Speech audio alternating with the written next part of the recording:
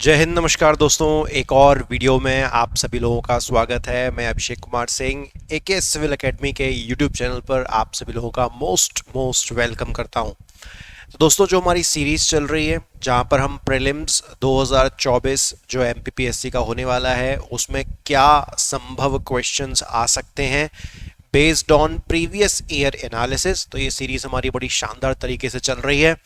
और आज उसी सीरीज में ये हमारा वीडियो नंबर होने वाला है 15। जी हाँ, लेक्चर नंबर 15 है इस सीरीज में। अगर इससे पहले के लेक्चर्स आपने नहीं देखे हैं तो सिंपली आप यूट्यूब चैनल पर क्लिक करिए, हमारे प्लेलिस्ट वाले सेक्शन में जाइए, वहां पर एमपीपीएससी प्रीलिम्स 2024 एक्सपेक्टेड क्वेश्चंस बिल्कुल क्लियर कट प्लेलिस्ट बनी हुई है। 2-4 प्लेलिस्ट है, सारा काम व्यवस्थित है बिल्कुल। और ये 15वां नंबर का वीडियो है इस पूरी सीरीज में।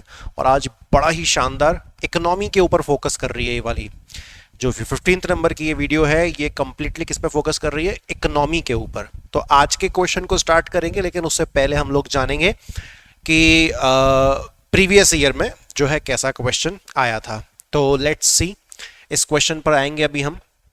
पहले ये देख लेते हैं बॉस, ये क्वेश्चन आया था 2023 में। क्वेश्चन क्या था?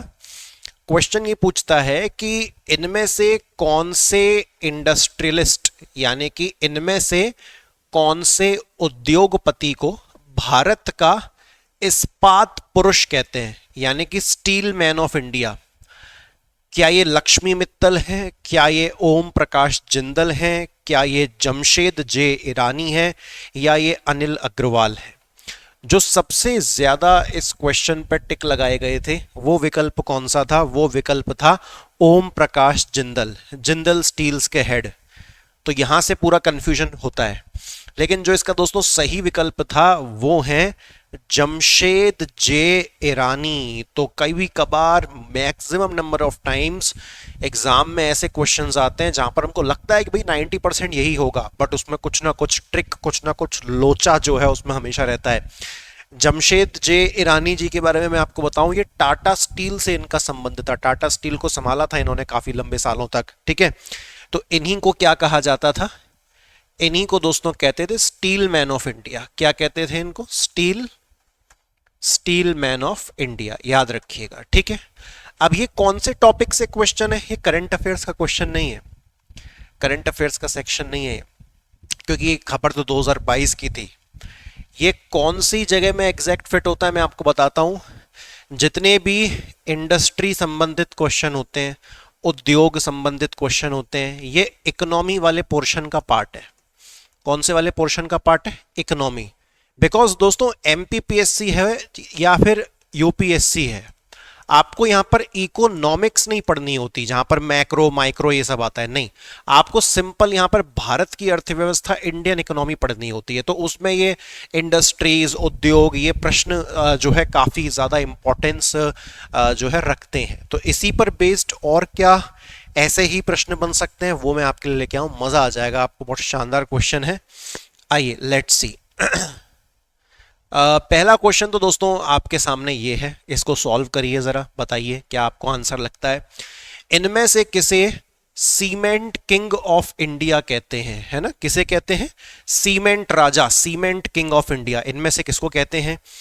क्या ये नारायण स्वामी श्रीनिवासन है, या फिर ये कुमार मंगलम बिरला हैं, या फिर ये नरोत्तम शेख सारिया हैं, या फिर ये ओम प्रकाश जिंदल हैं? तो ओम प्रकाश जिंदल को तो हम यहाँ पर सीधी सी हटा सकते हैं क्योंकि उनका संबंध स्टील से है। अब यहां पर जैसे प्रीवियस क्वेश्चन दिखाया था ना, जहां पर ज्यादा लोगों ने जिंदल वाला ऑप्शन क्लिक किया था, ठीक है, यहां पर क्या कंफ्यूजन होगा? यहां पर ज्यादातर लोग टिक करेंगे कुमार मंगलम बिरला। बिकॉज दोस्तों कुमार मंगलम बिरला आदित्य ग्रुप के हेड हैं। जो आदित्य बिरला ग्रुप है ना, आदित्य बिरला ग्रुप के हेड हैं ये। और आदित्य बिरला जो है ये बेसिकली एक ग्रुप है जो काफी सारे प्रोडक्ट्स बनाता है। इसमें से आपने सुना होगा देश का नंबर 1 सीमेंट कहते हैं अल्ट्राटेक सीमेंट। तो अल्ट्राटेक सीमेंट भी आदित्य बिरला ग्रुप का ही एक प्रोडक्ट है।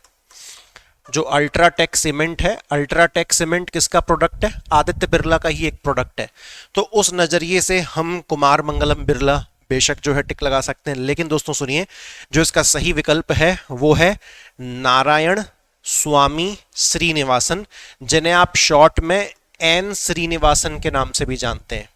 ये क्यों नाम इंपॉर्टेंट है? क्योंकि इनका संबंध दोस्तों इंडिया सीमेंट लिमिटेड से है, जो कि भारत की सबसे पहली सीमेंट कंपनी जिसे आप कह सकते हो 1946।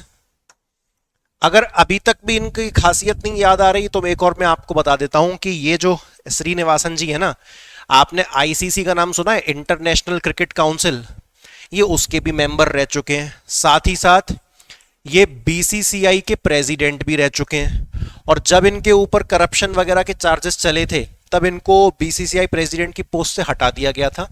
और ये आईपीएल की, अब याद आएगा, आईपीएल की team Chennai super Kings CSK के ओनर भी हैं। जी हाँ, अब याद आया।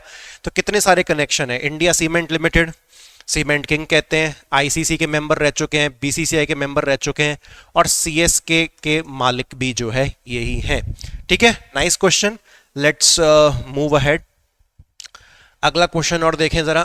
अगला क्वेश्चन और क्या था?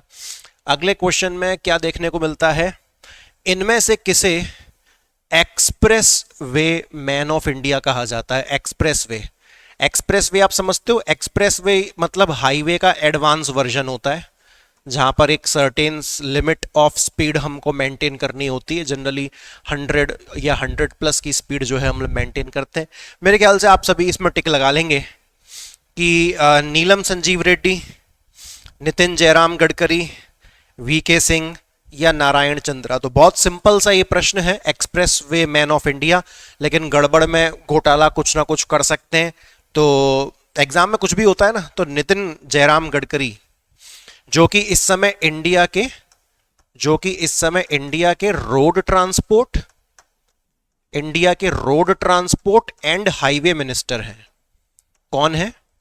इंडिया के रोड ट्रांसपोर्ट और हाईवे मिनिस्टर हैं नितिन जयराम गडकरी, और ये लॉन्गेस्ट सर्विंग हाईवे मिनिस्टर हैं इंडिया के।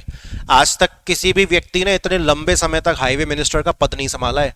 इनको हाईवे मिनिस्टर बने हुए अप्रॉक्स दोस्तों 9 साल कंप्लीट हो चुके हैं। जी हाँ, 9 इयर्स, याद रखिएगा इस चीज को। ठीक है, चलो एक और क्वेश्चन पे लेके चलता हूं। ये आज का लास्ट क्वेश्चन होगा, नहीं लास्ट क्वेश्चन नहीं है, ये सेकंड लास्ट क्वेश्चन है। ये बहुत अल्टीमेट लेवल का क्वेश्चन है, देखना। हो सकता है आप में से बहुत सारे लोगों को ये नहीं भी पता हो पहले से। Who is known as the metro man of India? India का मेट्रो मैन, यानी कि ऐसा व्यक्ति जिसने इंडिया को मेट्रो दी है। जो मेट्रो चला रहे हैं ना, दिल्ली में चल रही है, और अब इंदौर में भी बन रही है, भोपाल में भी बन रही है। तो ये जो मेट्रो हम जो है बात करते हैं, तो मेट्रो का नेटवर्क, इसके पीछे का पूरा दिमाग किसका है? Metro man of India. क्या ये जेआरडी टाटा है? क्या ये अमर्त्य कुमार सेन है? नहीं, ये तो हट जाता है पहले से ही। उसके बाद क्या ये, शॉर्ट में कह देता हूं, ई श्रीधरन है, या फिर ये नारायण कृष्णमूर्ति हैं? कौन जो है सही आंसर है मेट्रो मैन ऑफ इंडिया?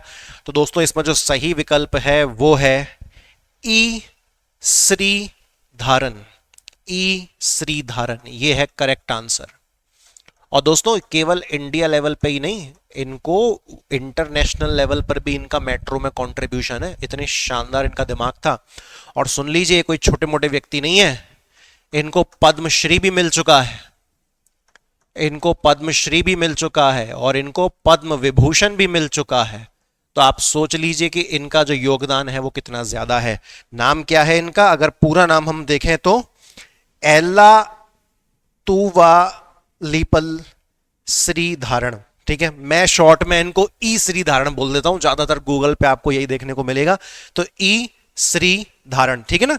कैसे हम इसको याद कर सकते हैं कि मेट्रो का पूरा रूप धारण कर लिया इन्होंने, तो ऐसे आप इसको याद रख सकते हैं, मेट्रो मैन ऑफ इंडिया। बहुत इंपॉर्टेंट क्वेश्चन है।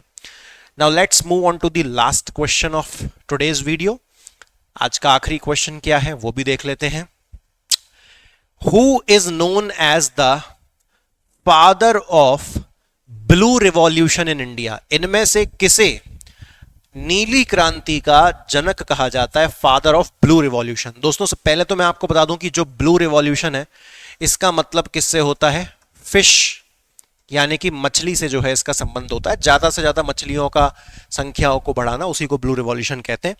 तो क्या ये सैम पित्रोड़ा है, या फिर हीरालाल चौधरी हैं, या फिर MS स्वामीनाथन है, या फिर वर्घेजी क्यूरेन है? कौन है father of blue revolution in India?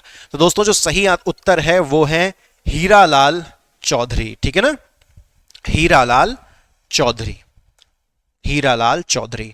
अब लेकिन इसके साथ एक नाम और है जो आपको याद रखना है, केवल हीरालाल चौधरी को ही फादर ऑफ ब्लू रिवॉल्यूशन नहीं कहते हैं, इनके साथ एक और नाम जुड़ा है। हो सकता है विकल्प में वो आ जाए, हीरालाल चौधरी आए ना।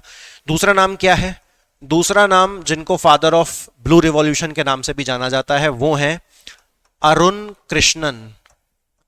अरुण कृष्णन, याद रखिएगा। ठीक है, तो दोस्तों आज की ये वीडियो होती है यहीं पर समाप्त, और ये पूरी सीरीज ही इसी चीज को डेडिकेट करके है कि आपका समय लिया जाए 1% और आपको कंटेंट दिया जाए 1000%।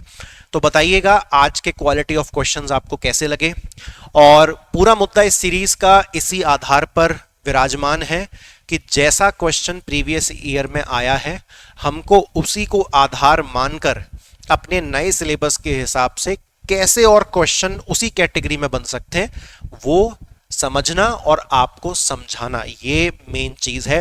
बिकॉज देखो मार्केट में कई सारी MCQ की किताबें अवेलेबल हैं, आप सब्जेक्ट का नाम लो, उस सब्जेक्ट की MCQ किताब अवेलेबल है।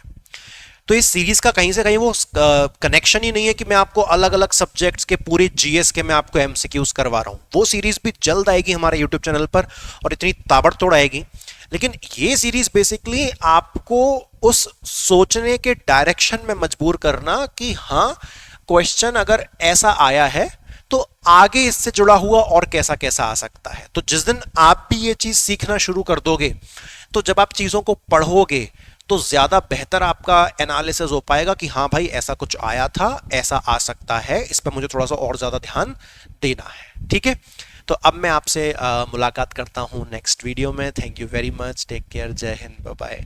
और कमेंट सेक्शन में ऐप की लिंक और टेलीग्राम की PDF लिंक दोनों ही वहाँ पर मौजूद हैं, और आप चाहें तो प्रीलिम्स का complete course in just 1500 rupees, जहाँ पर 300-400 प्रीलिम्स के लेक्चर्स हैं, डिटेल्ड नोट्स हैं, MCQs हैं, शॉर्ट नोट्स हैं, वन लाइनर्स हैं, यूनिट वाइज है, और मात्र 450 रुपीज में, जी हाँ 450 रुपए में 5000 MCQs की, 100 से भी ज्यादा FLTs की टेस्ट सीरीज, और बिल्कुल ऑनलाइन टेस्ट सीरीज है। मोबाइल पे क्वेश्चन आएगा, मोबाइल पे ही आंसर होगा, मोबाइल पे ही रिजल्ट आएगा। ये दोनों चीजें ऐप के अंदर उपलब्ध हैं, तो ऐप इंस्टॉल करिए, इन चीजों को थोड़ा सा इनका टूर करिए, समझिए क्या कुछ अवेलेबल है, और जो जैसा लगे उसको अपने हिसाब से ज्वाइन करिए। थैंक यू वेरी मच, जय हिंद, बाय बाय।